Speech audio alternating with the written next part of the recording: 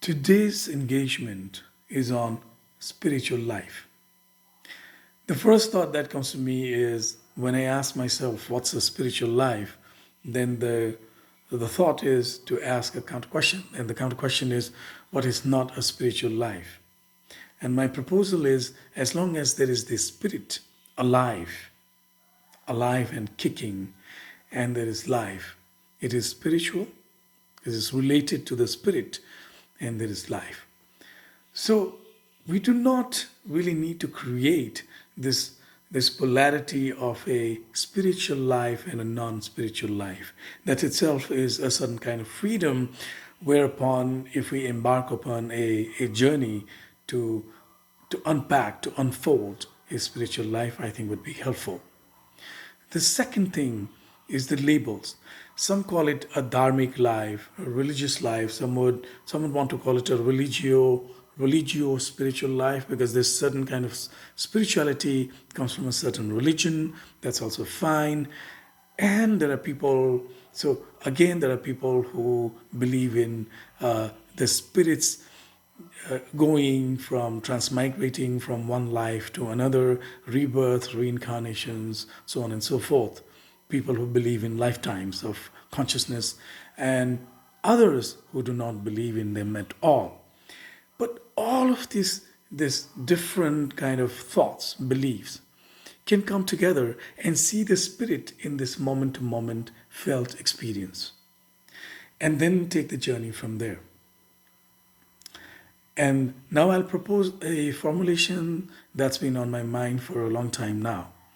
So, spiritual space and spiritual life may comprise of an aptitude, attitude, and attributes, skills and qualities. So, aptitude, attitude, and attributes, the skills and qualities that would come to us not from outside, but from within us, from the insides. And they would manifest in us in ways that would affect the way we think, the way we behave, the way we relate to ourselves, and the way we relate to the world that is seemingly outside of us. The first thing, aptitude.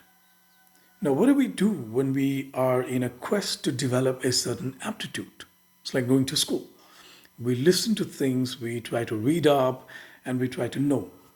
There is also this knowing in terms of insight knowing, where there's something that comes to us like as a certain thought.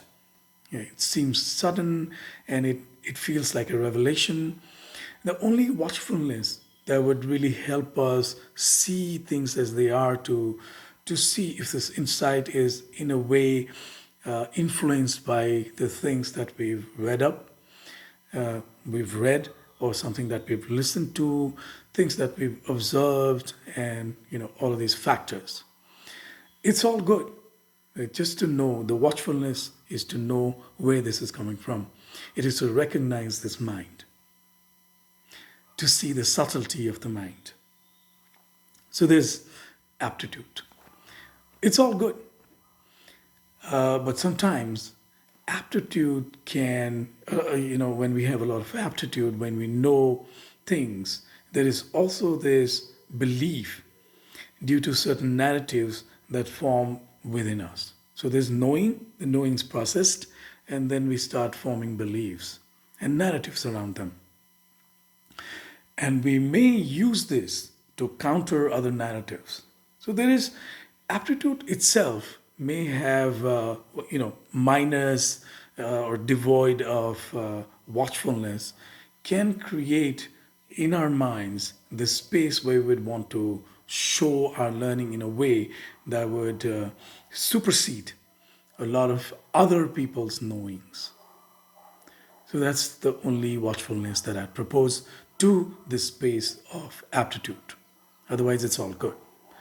The second is attitude, the way we think and behave with ourselves and the environment outside of us.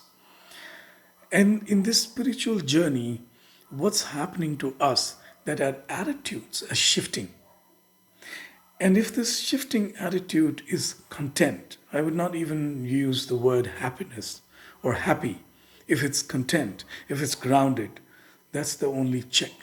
So for aptitude, the check is watchfulness.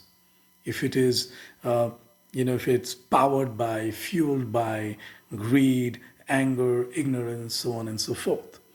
And likewise, the watchfulness for attitude is to see the way we relate. Is it grounded? Is it not really separated? Is it integrated?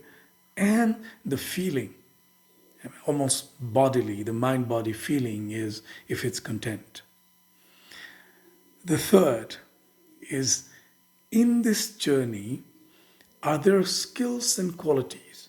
So there are ways to deal with the environment and with ourselves that would come to us from within us, manifesting as we go on in this journey, and we use these skills to navigate the inner world and the outside world, and qualities that would be expressed from our being within us. There are these expressions that we express to ourselves and to outside.